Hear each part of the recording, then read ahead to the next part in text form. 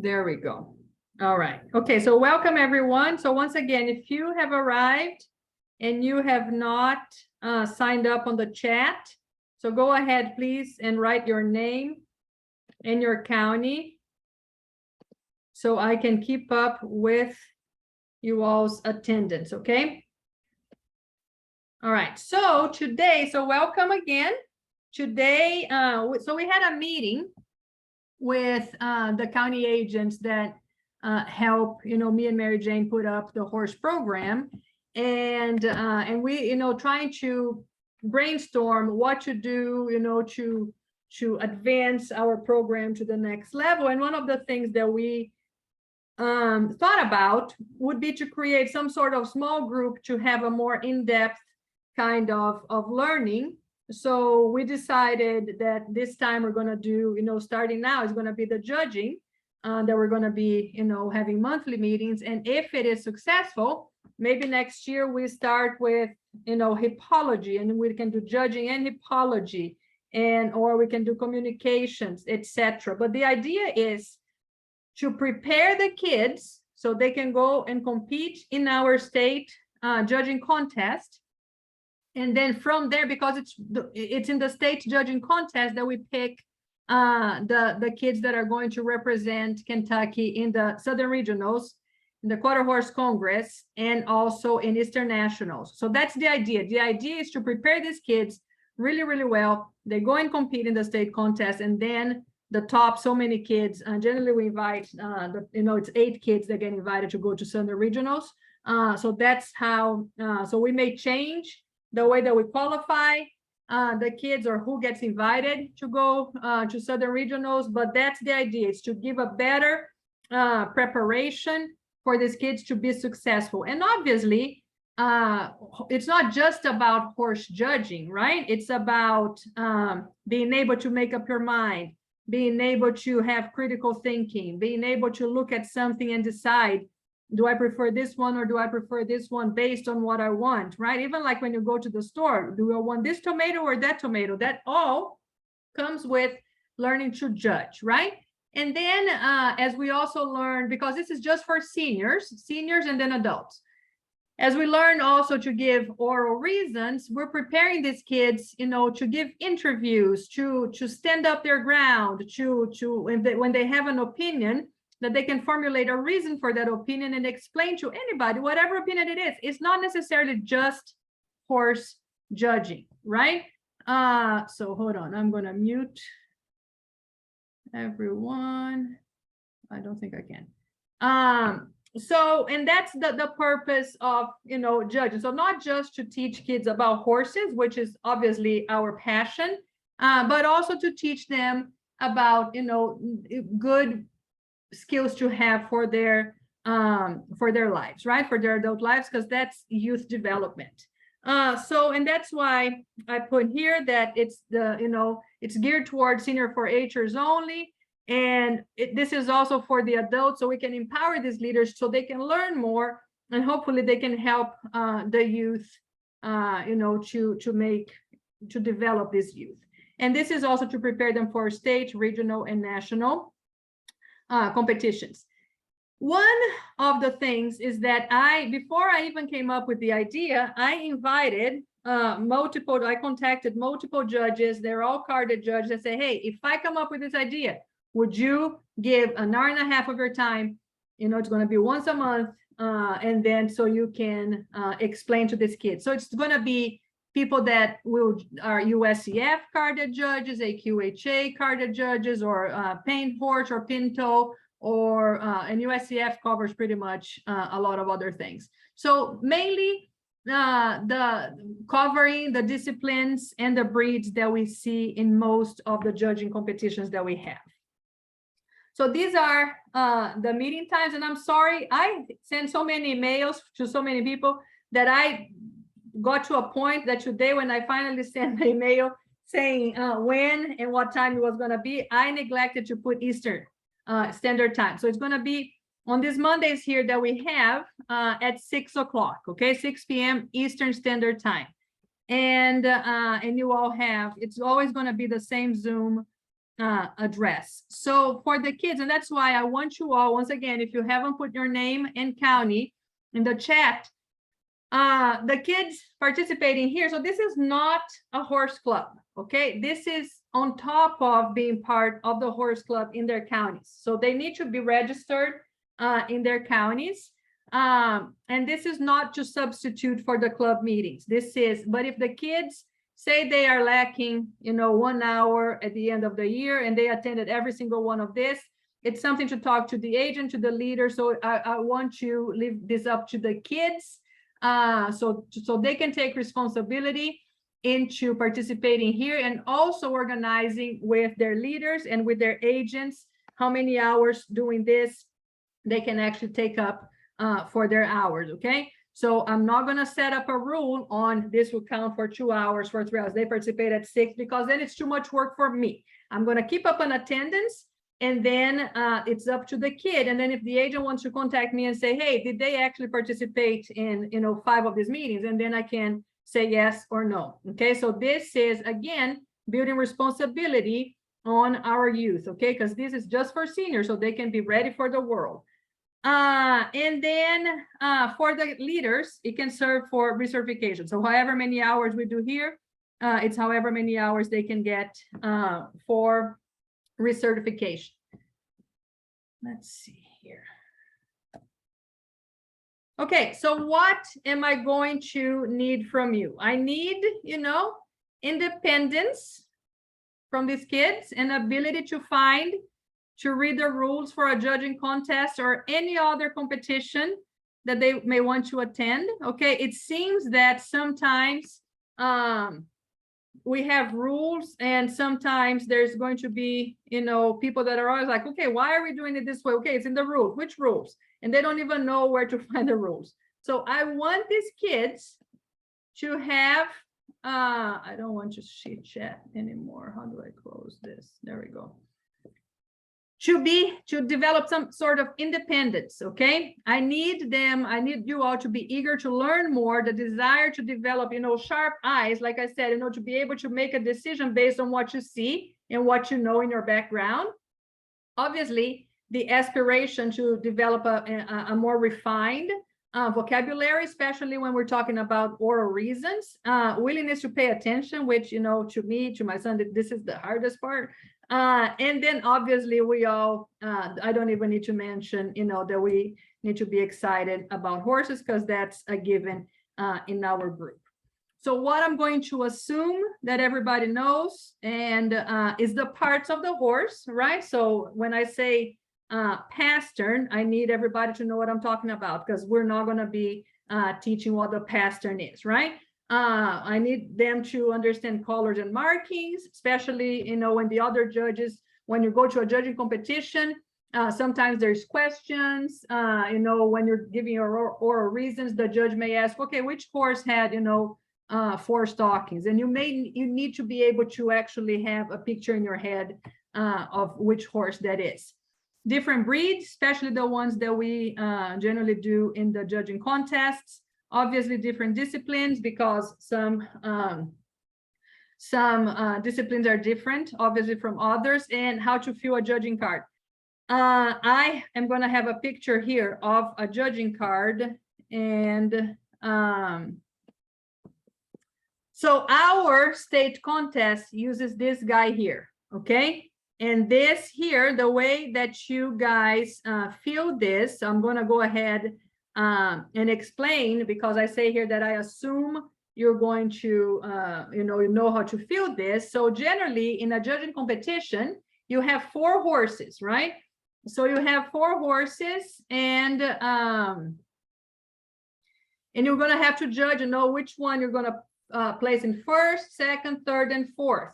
And based on, each horse is going to be wearing, like a vest with their number 1, 2, 3, or 4.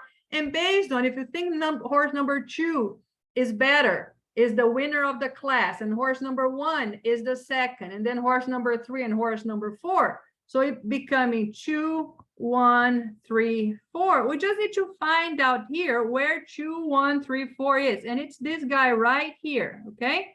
And this is how you fill. So you're going to have to fill your name, your county, and then you're going to have to figure out, you can do this on which order that you want to place that particular class. You have to put here, say for example, it's hunter under saddle, which class that is. Okay.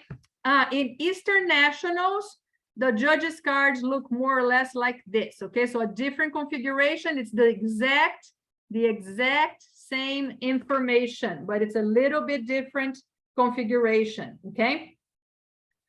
Let's see if there's anything else in chat. No. Any questions, guys, so far? No? Okay.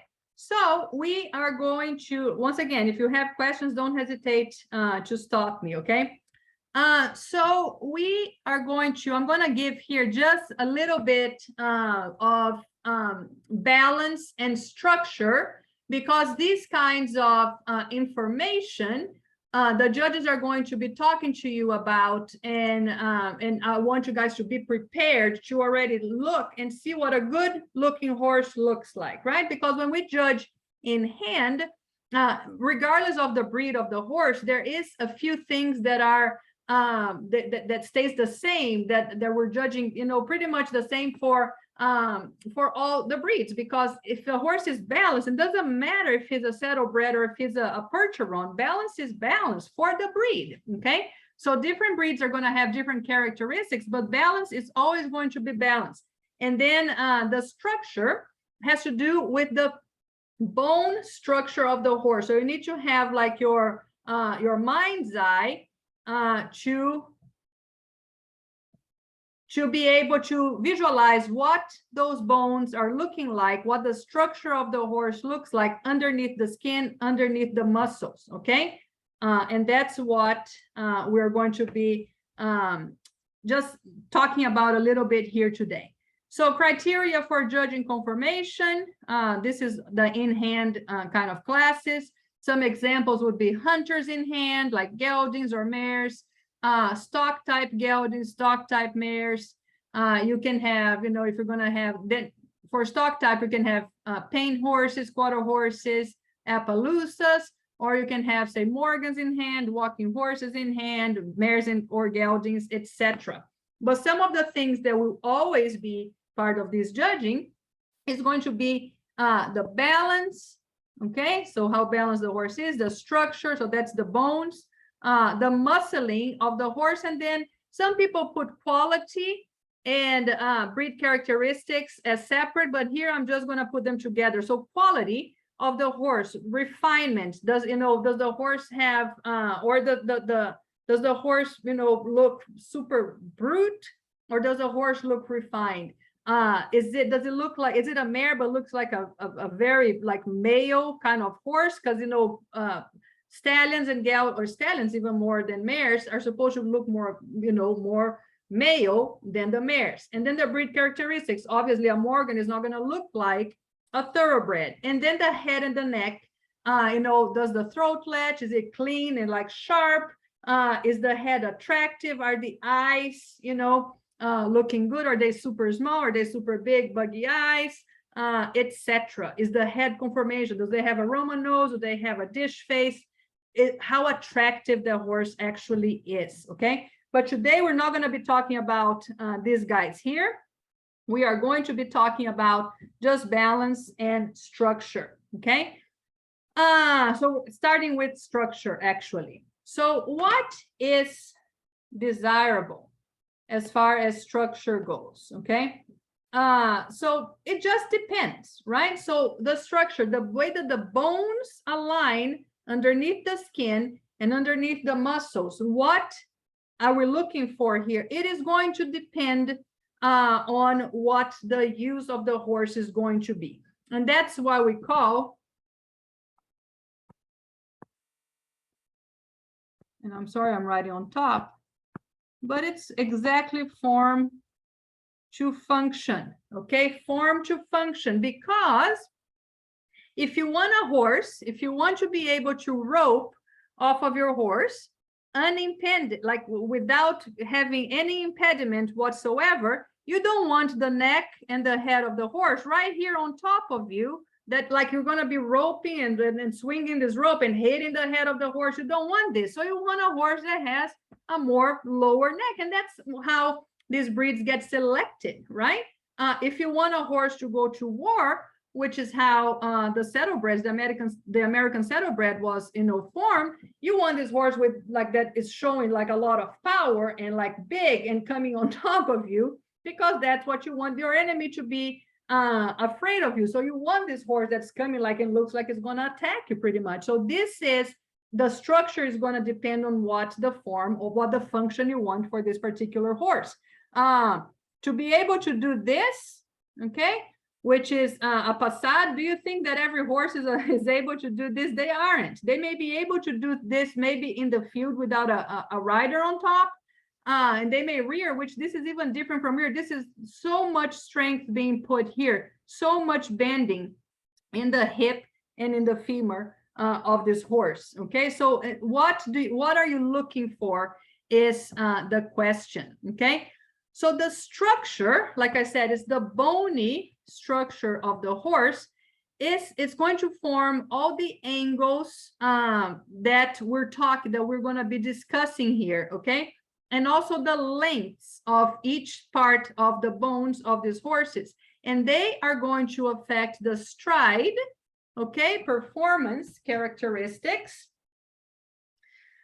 For example, a horse with a very open shoulder, like this guy here, is able to stride much bigger than a horse that has a more steep shoulder, such as sometimes quarter horses that have like smaller stride. Okay, why? Because why do we need a quarter horse maybe to have a smaller stride, even though they can be quick, they can be catty, they're fast towards it? Because you don't want them trampling, for example, a calf. You probably may be able to doctor in the field, right? Because that's what we selected quarter horse to do, to go to the ranch and be able to doctor and work for 10 hours a day uninterrupted, drink a couple of drinks of water, and be able to do that. So that's the reason why, right? So the other thing too that these angles and the lengths will affect is the distribution and dissipation of forces. What does that mean? That means that, for example, when a shoulder is steep like this, okay, and this goes from the top of the withers to the point of the shoulder, when a shoulder is steep like this, it may be a more choppy ride, so the dissipation of forces is a little bit more of a brunt of a ride, okay? But if the horse is able to carry himself and go slow, it may not be a difficult ride, as opposed to something like this, where you have so much, so much more angular. It's a much bigger ride, right? So it's more, sometimes maybe a little bit more difficult to ride because it's such a big movement, right? But also the length of all these bones will affect, for example, a shorter cannon. It's a stronger cannon. A shorter cannon bone will allow the leg to move a little bit faster. So the flight stride of this horse is a little bit faster than a long cannon. Takes a long time to go to the next stride, okay? And this is just showing like, well, why do we need, the structure to be, and I put here correctness, okay? Because depending on the length and the angles, there's going to be, maybe, it's not always, but maybe there may be problems and extra forces and extra tension being put in different areas of the body, right? And then you're going to have unsoundnesses and lamenesses that are a result of that particular conformational defect. So why do we want, like all the 4-H kits have like, the straight legs, the more ideal. And why do we want the leg, to be straight? Is because when the horse travels straight, the forces that go from, the foot all the way up the leg are more straight. They're balanced, they go and they distribute equally, right? As opposed to a horse that does this, for example, and he's always putting more and hitting the lateral side of his hoof here first, and then this is going to jar the leg up, and maybe later on in his life, he may start forming some ring bones, he may start having some ankle issues, arthritis, some knee, etc. Okay, and that's why we are judging these horses to what the most desirable traits for their conformation would be. Okay.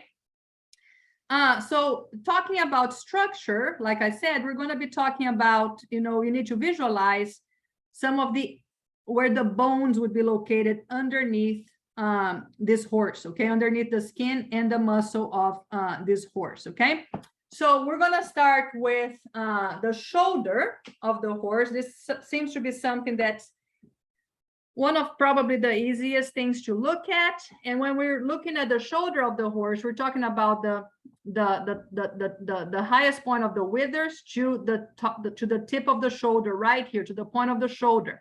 And if we draw a straight line connecting these 2 points, that's, we are able to measure the length of the shoulder. We're able to measure the slope of the shoulder, the angle of the shoulder. So the angle would be then something that we could do here.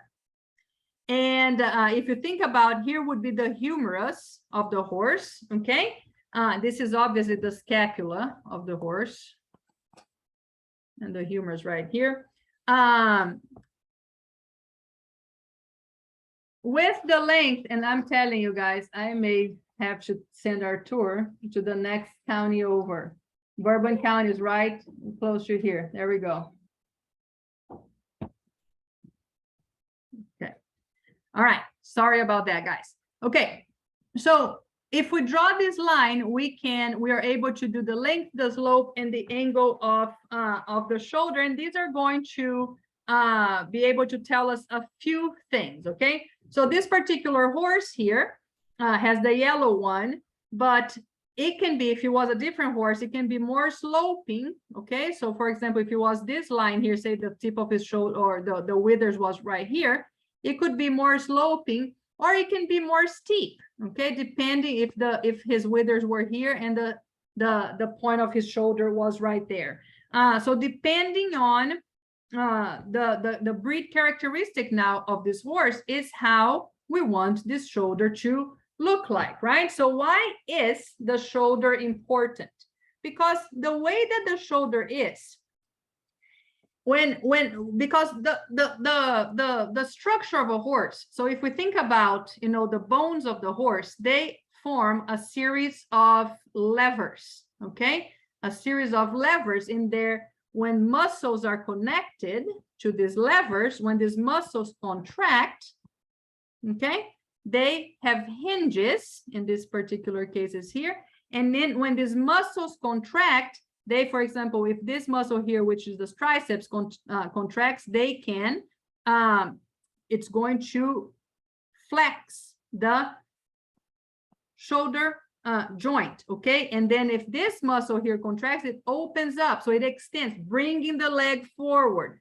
This here brings the leg back for the stride, right? So different muscles contracting will make the horse move one way or another. So why is it that the shoulder is so important? It's because depending on what we're looking for, we want the shoulder to be more slopey or more steep, right? So for a saddlebred, for an example, look at the shoulder of this guy here. It's super, super sloped. It's super, it's very, very open. And it's the only way for this leg here to be able to be brought all the way up, the way the saddlebreds carry themselves, is for the shoulder to be super, super open. So it has that joint, that hinge, that's the shoulder joint, is very, allows the leg to be like this. If a scapula is more steep, such as this, it does not allow, no matter how much a quarter horse will try, a quarter horse will never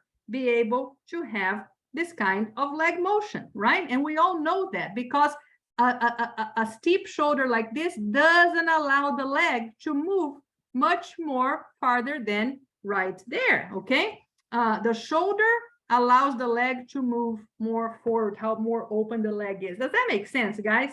And I feel like as we are studying this, as we learn this, we are able to then, in my opinion, appreciate the different breeds and what they are made for and what we bred and what we developed them to do. And so there is no, I mean, we may like one breed more than another, but the truth is different breeds were developed for different things. And when we are able to appreciate the different breeds, and then as a judge, as we go to a judging contest, we are able to see benefits and to see quality and to see beautiful and advantages on all the breeds that we see, depending on what the breed is supposed to be doing.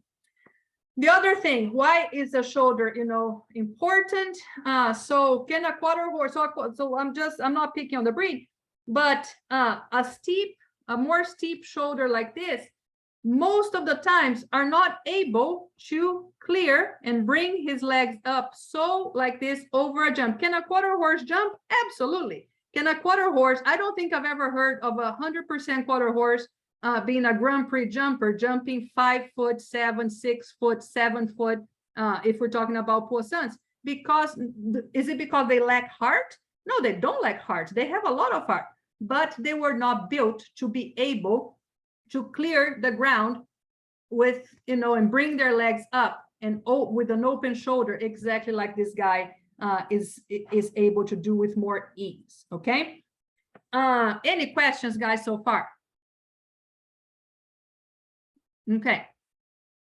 So then another thing talking about structure would be the length of the hip. Okay. A hip that is like a horse that has a hip that's too short, that's not a powerful hip. That's a hip that will not be able to bring the leg of the horse under himself, okay? So this is the length of the hip. And if we see here, this is where the femur is located, okay? So this is the hip of the horse. Here's the femur. Here's the stifle, right? And then we have the tibia going on there, right? The tibia and the fibula. So this particular, the length of the hip of the horse is what is going to allow, because if you think about, if this hip is just like ends up here and here's where the horse ends, the leg is not able to move much more underneath the horse. And for the ridden horse, the impulsion needs to come from the hindquarters of the horse. And if we're talking about form to function, if we want this horse to travel with ease, we need that hip to be able to enable the horse to bring his legs under him. So why are the hip and femur important? Okay, so if a horse doesn't have a hip and a femur that can actually bend and bring those legs under him, he's never going to be able to do this. Okay, and that's why we see quarter horses and they have big hindquarters, okay? Because to be able to do this, if a horse has a very short hip, it would be a very below average kind of, like in this particular case, a stop. And this particular horse here, he is the maneuver that he is doing is the cantering pirouette. And the cantering pirouette, the horse just stops here and canters around.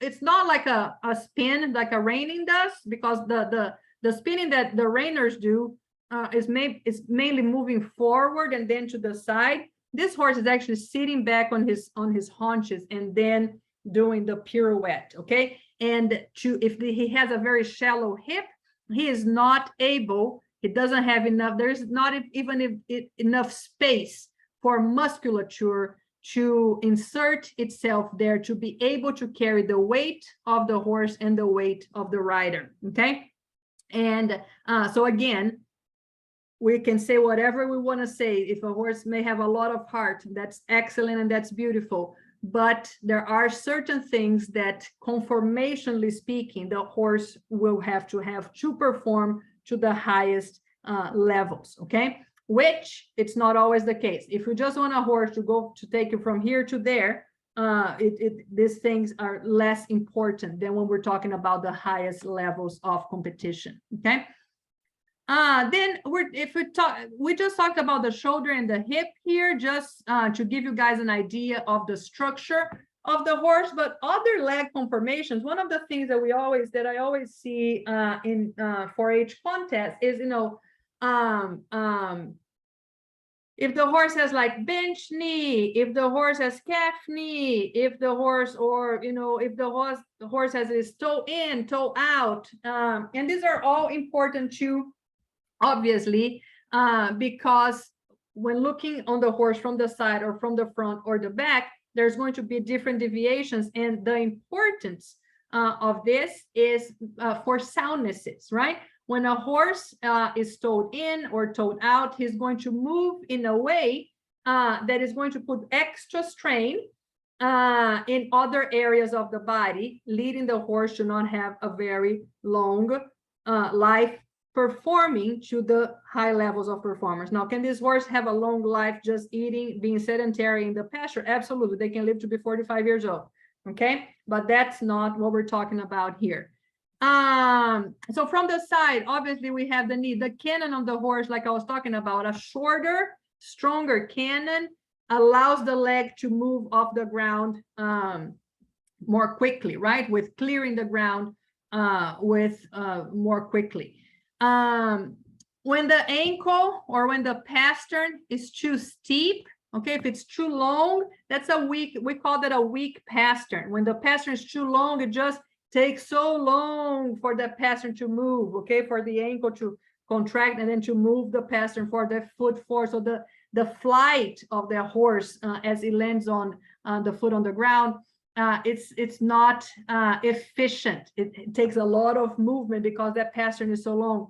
Also, but if the pastern is too short and too steep, guess what? Very stiff, very like it's the brunt of the ride. Boom, boom, boom, boom. It's very it's not a good ride to have, right? Or if the pastern is too low, here's the foot of the horse, the pastern, and there is like diseases, right? If the pastern is too low on the ground, that's a weak pastern too, and that puts a lot of strain. It's not just for aesthetic reasons, but that puts a lot of strain on a very specific ligament.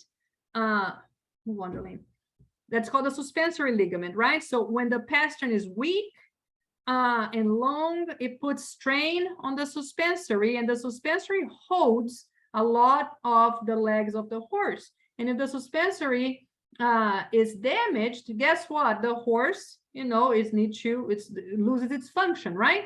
Which is to hold off that leg and give support to the leg. And then the horse, and if anybody has ever had a horse with a suspensory problem, it takes a long time to heal. And then obviously, if we're talking about from the front or from the rear, you know, depending on the deviations that we're talking about, the landing, right? Landing on the ground, like with every stride or pushing forward, those forces are not going to be distributed equally. So the horse is not going, it's going to put strain on different areas.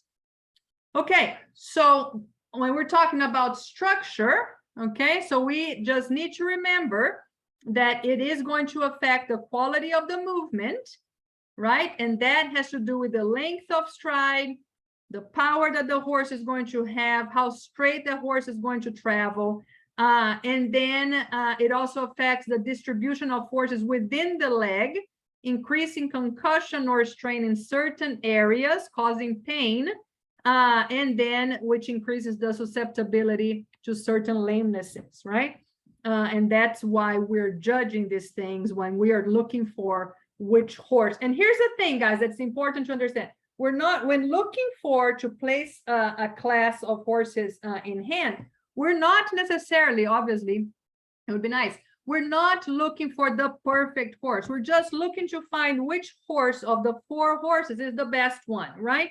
Based on these particular areas. So we're not, so it's easier actually to, and I have the last slide that is going to be like a semi good class. It's easier to judge a class of good horses than to judge a class of bad horse, because they're like, which one is worse, right? So that's why it's challenging a lot of times to put on a good judging contest, because to find good quality horses, it's not the easiest thing to have. And it's easier to judge good quality horses than to judge horses that have all sorts of issues. So if we don't have any questions, I'm going to keep going, if that's okay. All right, so we talked about structure, which is the bones underneath the skin and the muscles. But now we're going to talk about balance. A lot of people say that balance is the most important thing when it comes to judging a horse as far as its conformation. And that's probably true, okay? Because when you look at the horse and your eyes can actually say, that horse actually looks mighty fine, okay? That horse is balanced, okay? So we may not even... I remember there was one of the kids, it was the first time, he had never even, his name was Noah.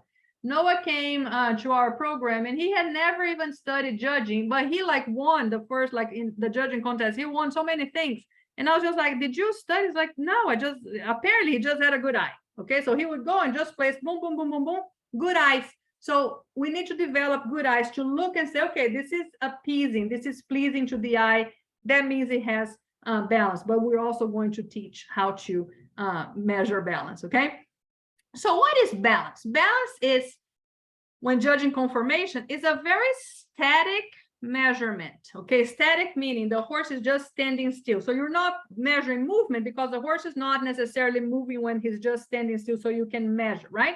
Because when the horse is moving, you're measuring structure and travel, okay? So when we're measuring balance, it's the horse is static. He's standing still, and we need to put our eyes and calculate a couple of things to see if the horse is proportional and symmetric, okay? When we are measuring balance, like the structure of the horse, which is dynamic, is when the horse obviously is moving, and then we're seeing the quality of his travel, right?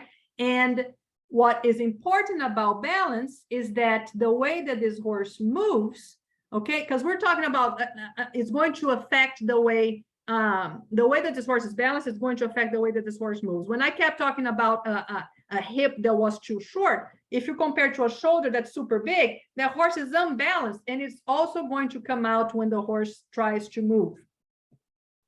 So balance and appearance, it's going to differ by what we're looking for in this horse, okay? Are we looking for draft horses? We're looking for a horse that can go up the hill like this, or we're looking for a hunter type horse. But so it's the appearance of the horse, and what we're looking for is going to be different, right?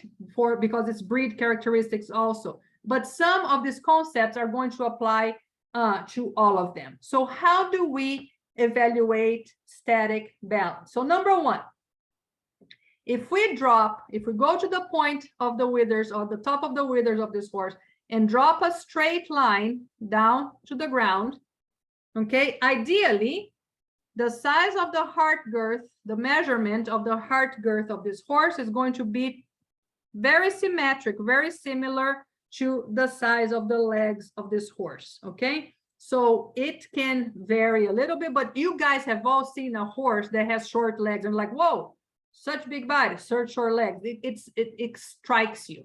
Or a horse that's super leggy. You're like, oh my gosh, legs for, his entire life. But that's number one in balance, is if you drop a line from the withers, the size, the measurement of the heart girth, I can't even say the measurement of the heart girth, the depth of his torso is the same, should be as symmetric as possible as the size of the leg. So this is from from here, from the end of the sternum of the horse. Okay. Then if we drop a line on the top, on the point of the buttocks, all the way down, and a line that goes on the point of the shoulder, all the way down, a straight line. And then you connect where you put a line over the back of the horse. So here, the top of the hip here and the withers, and you drop a line. It should be more or less a square. So, which means that a tall horse, if he is super tall, he needs to also be a little bit longer than a shorter horse, because to be a square. Otherwise, it's going to be a rectangle up if he's short-bodied and long legs. Or If he has short legs, but has like a normal sized body of a horse, he's going to be a rectangle, you know, sideways. So ideally, when we drop these lines and draw these lines, it should look more or less as close to a square as we can. Sorry. And that is the one of the measurements of balance. And then you already dropped the line on the point of the shoulder, the point of the buttocks. If you now drop a line on the point of the hip, and you drop a line on the withers, on the top of the withers of the horse, the horse should be equally divided into, more or less divided into 3/3, right? Some people draw circles. You can draw circles, that's fine too, and the circles should more or less look the same size, okay? So that's a balanced horse. The measurements are very similar, okay? That's a horse, and a horse like this, and this is a thoroughbred stallion, but a horse like this can accomplish a lot of things. So a horse that's balanced like this, and obviously this is the horse that we've been using in this kind of conformation, can accomplish many different things, okay? Because the way that his body is built doesn't have the most sloped shoulder like as a saddlebred, so he may not do that, but he would be able to do dressage, he would be able to do jump, he would be able, probably if his mind allows, to be able to go and work some cattle, because maybe his shoulder is not as steep. However, he would be able to do this if he is trained to do these different things. One other thing that is desirable on a horse is to have a strong back. To have a strong back, to have a short back, and that goes from the top, or the end of the loin of the horse, and the top of the withers, and then in a long underline of the horse. And you guys have seen horses that have a long back, and then compared to the underline, and it just looks like a rectangle as opposed to a trapezoid like this guy here is, okay? So a back like this with a long underline allows the horse to cover a lot of ground, and a short back allows the horse to have a stronger back. When the back, and you guys can just think about this, if you're going to put up a line, okay, if anybody has put up a fence, if the line of wire is super long, it's gonna sag, okay? If it's a short line, it's not gonna sag, it's going to stay taut. And that's the importance. To have a strong back is important for the longevity of the horse carrying a rider on top, because those muscles protect the bones of these horses. We see horses that have what we call like kissing spine, for example. It's when their backs are sagging, maybe not even sagging, they're just weak backs, and then contracting, because here, if you think about, there's all sorts of vertebrae here. If this back is long, and then it just it's not strong, it crunches the tops of this vertebrae. They're called the spinous processes. Hold on, guys, I'm going to get a cough drop.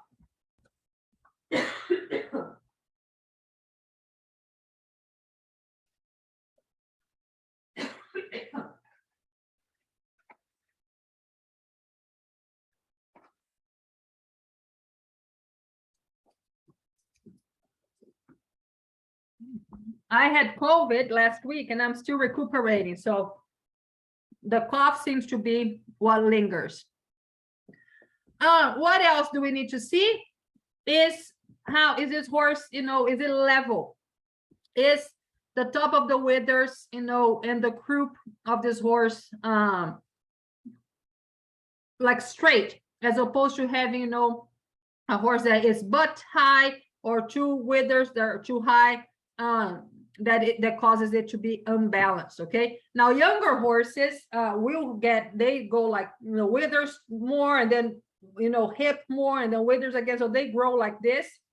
So it's not something that we fault too much when the horse is still growing, but it's desirable is to have a level top line. This horse here, obviously, is a strong animal. So everybody here has watched the Breeders' Cup, I assume, or if you haven't heard of this horse called Flightline, I don't know where you've been, but not on Earth. And I just saw this photo of Flightline on Facebook, actually, and I was like, I'm gonna go ahead, because looking at him in my eyes, it actually looks like he's a long animal. And I'm just like, I'm gonna go ahead and measure. So I actually drew the lines, and I went with a ruler and actually measured with the ruler. And I'll be darned, there's like very, very few millimeters difference between, but you can see that he has a little bit longer legs than his body, but it's just a few millimeters difference when we measure here, right? So it may be an inch when we're talking about in real life. So he's very, and then I drew the lines, and he's very, very balanced. He's just a big animal, but he has a big, beautiful balance about him.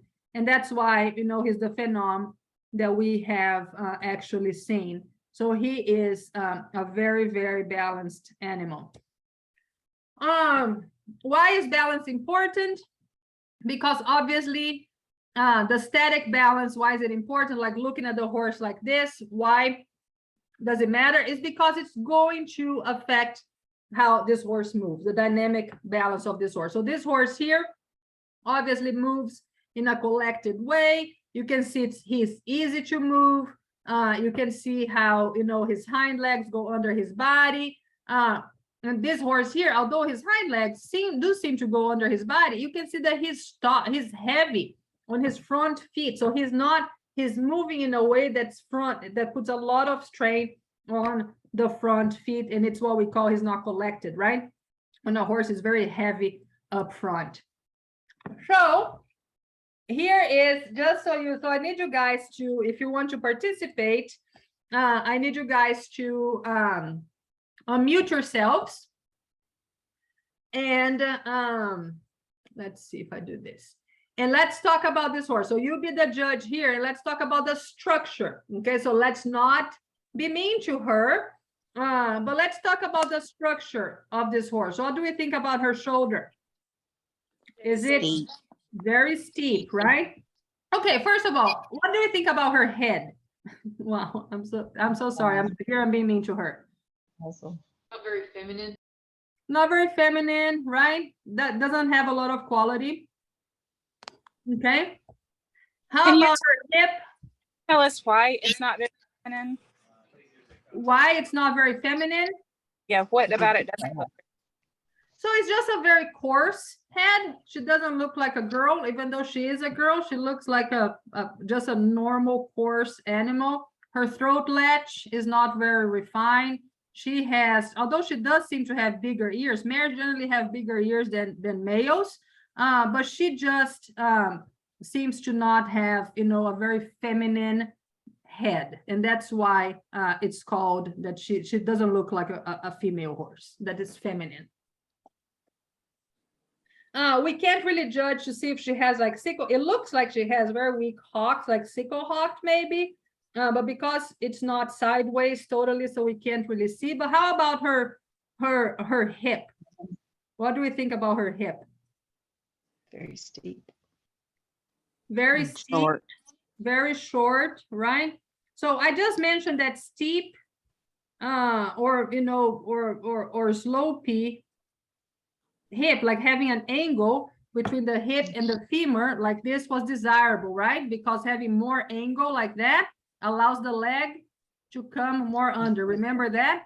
But the problem with this one is that what? This is so small, right? It's so short. It just doesn't allow, because again, if we're thinking about levers, this guy can only go so much. He cannot go all the way here because this guy is not allowing, right? So that's the, you know, when people that have engineering minds understand this well, because we're thinking about joints and levers. She has, you know, a very plain, like I said, head. How about her muscling?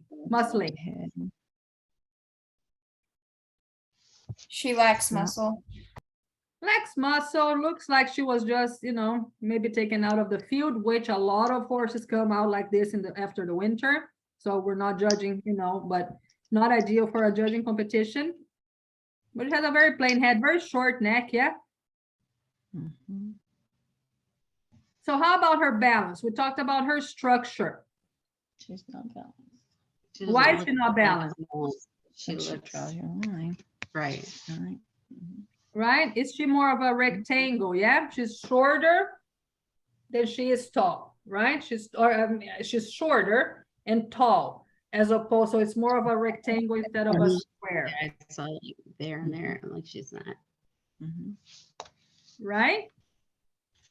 And again, she seems to have, and here's the other thing too, that remember I mentioned the short back as opposed to Mhm. she has a very long back as opposed to her underbelly. Okay. So that's why she looks like she's more of a rectangle than she is a trapezoid. And if we divide her into the thirds, right, you can see how her back, she's a long-backed animal and a very short hip. So is this horse, when you look at this horse, you say, wow, this horse is powerful. No. Mm-mm. No. Now she may be a sweetheart. She may weigh her, weight in gold, be worth her weight in gold because she may carry kids around, and that's wonderful, but that's not what we're talking about here, right? Oh, and this is the underline as opposed to her top line, which we mentioned. She is level across it. She's That, worried. very nice looking. And then we compare to this guy here, and you can see, the difference in what a very well balanced horse looks like, a horse that has good structure. You can also see how her pasterns are so short. I mean, she's probably so choppy to ride as opposed to like a pastern that's desirable, okay, that can take you places, right? Her cannon. Do you guys think her cannon is long or short? The first one is short. I'm sorry, is long. Very long.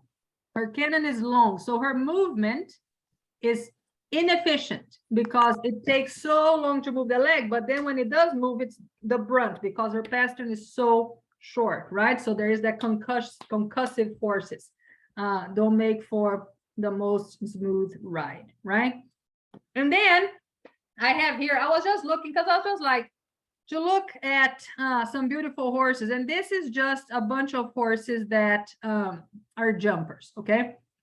Why did I do this? The reason why I picked this is because we judge a lot of stock horses. We have seen walking horses, saddlebreds. We judge a lot of hunters in hand, but we generally don't judge jumpers, because jumpers, if they can clear a jump within the time limit, they're good to go. The fastest, the better. But so they're not like, hunters. They need to go with ease and beauty and like go like a, pleasant to the eye. And jumper is not necessarily the most pleasant to watch, but it's an animal that is efficient in covering their ground, right? So that's why I put here 4 horses that are known jumpers. So what can you guys tell me about these guys? So let's put here 1, 2, 3, 4. If you were buying a horse based on what we talked about, power, the shoulder, what he can do with his legs, how he can reach, which horse would be the one that you would buy? 4. 4. Paula says 4. No, I say Oh. 2. So who says 4? Janet. Janet said 4. Okay. Paula says 2. Linda Two. likes, Linda says what? I like 1. Linda likes Linda? 1. Nobody likes 3? He's skinny. Probably jumps like a gazelle, but anybody else wants to? I like number 2. Who's that? Jack Cushionberry. Jack. You like number 2, Jack? Mm-hmm. You and Paula. Okay. Ari say two also. Who said that? Willa and Ari, Okay. we say Number 2. Okay. Okay. So again, if we're talking about all the structure and all the things that we talked about, let's go ahead, since nobody picked 3. So what do we see about 3? What I see about 3 is that he doesn't look very powerful in his hind. Okay. Now, he may be fast because he's lighter. He seems to have long legs, right? As opposed to his body. His shoulder is okay, right? But mainly also the slope of his hip is more shallow. If you guys can see that, it's not very. It doesn't have a lot of angle, so that means that it's probably harder for him to go under his haunches than the other 3 horses. So that would be, to me, would be one that I would like, if this horse was given to me, I would say, yeah, sounds good, I'll take it, right? But then in my personal opinion, the other one that I would probably say not suitable for jumping would be number 2, because if you think about, his hind is much shorter than the rest of his body. Okay, he has a gigantic shoulder. Okay, he has a beautiful gigantic shoulder, but his hind, if you think this is the hip right here, is the point of the hip, and it may be the angle of the photo, okay, because the photo may be taken a little bit more towards the head of the horse instead of that as a perpendicular 90-degree. He has a big shoulder. He looks powerful, but I think that his neck is inserted, okay, very low here, which doesn't give him a lot of area to like clear with his legs. If you think about those jumpers, they have to have enough space to be able to bring their legs forward. So that's what I think about number 2. And then in my personal opinion, 1 and 4 are probably exactly the same horse, except different color.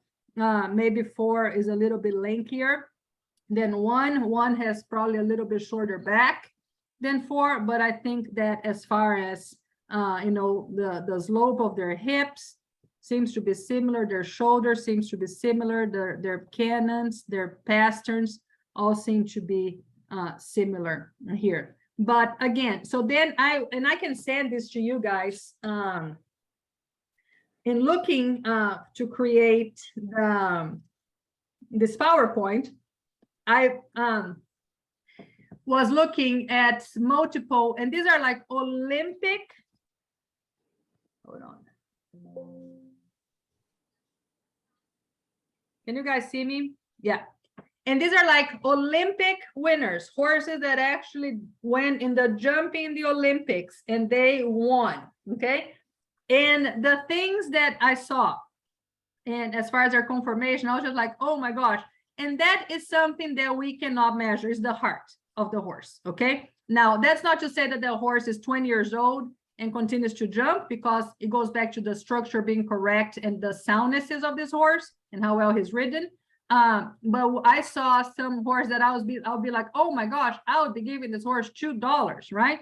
And they're like gold medalist of the Olympics in like 2004. So why? Because they have heart, and heart is something that we cannot measure, okay? And that's why when we're talking about this, the form to function is what ideally is. And then comes a horse that, is, and maybe the horse that I have, the horse that somebody here has, that is just not the most perfect specimen, and is just there doing all sorts of beautiful things for us, for our kids, and and just keeping sound, because certain things we cannot explain, right? So, and that's, so I can send you all, if you want to see, that article with, which like talks about, you know, this horse, he wouldn't give like $2 for him, but here he won this and this and this, you know, like, you hope, I'll be darned, man. What's that, Paula? No? Okay, Sorry, I that's didn't mean okay. to say anything. So that's what I had for you guys today. I will keep you guys, you know, just mark on your calendars the day that we have for the next meeting. And then I will let you know who is going to be presenting to you. If you haven't written down on the chat your name and county, please do so before we hang up so you can, so I can count your attendance. Okay. So once again, I'm excited about this, and obviously I think everybody here is too. And if you have any questions, do not hesitate to send me an email. I will reply, you know, as soon as I can. Dr. Sound- Camargo, this is Dr. Janet this is Janet Turley, and I really want to thank you for putting this together. It's something that I felt like was needed on the state. Looks like we have several participants that's doing this. Hopefully more will join on later, but thank you for taking this on, and we really appreciate it. No, thank you all for participating. We're super excited. And I'm excited too, because, you know, something new and exciting and that I can learn also. It's always good to, you know, stay learning, keep learning different things. So. Sounds Yes, good. thank you. Thank you all. You all, I finished at the right time. You all have a good evening, good rest of your week. Yeah, don't forget to write down your name and county, and I will see you guys on the first Monday of December. Thanks. Bye. Thank you all. Thanks Bye, very guys. much. Thank you. Thank you. Thank you. Thank you. Thank you.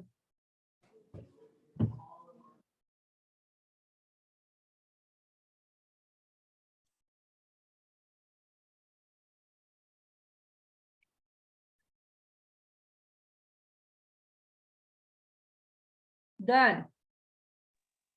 Done, made it. I think it went great. Did it? Awesome. Yes. Oh my God. Okay, good. I'm like sweating because I was doing this all today. Oh my gosh. I came back home also angry. I'm like kicking Sherman, kicking Arthur, because I'm like, ah, you guys don't understand what I've been doing. Oh no, I think it was excellent.